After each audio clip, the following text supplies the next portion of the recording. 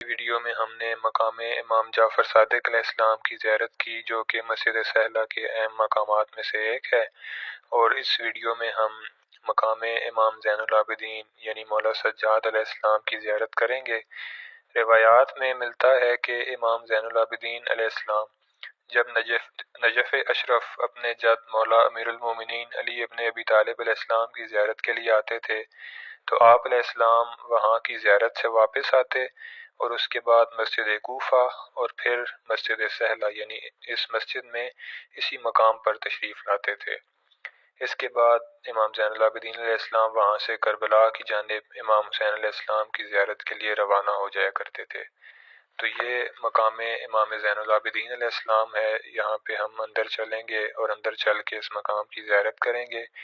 اس مسجد کے بارے میں بہت سے فضائل میں پہلے بھی پچھلی ویڈیوز میں بیان کر چکا ہوں۔ مومنین سے گزارش ہے کہ ان ویڈیوز کو ضرور ملاحظہ کریں۔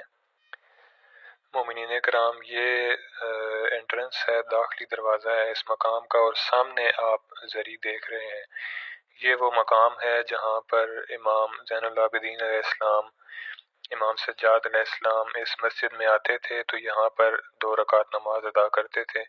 مقام امام جعفر صادق جو کہ پچھلی ویڈیو میں ہم نے زیارت کی، اور اس مقام پر اور آگے مقام امام زمان، ان تمام مقامات پر آپ نے 2 رکعت نماز ادا کرنی ہے۔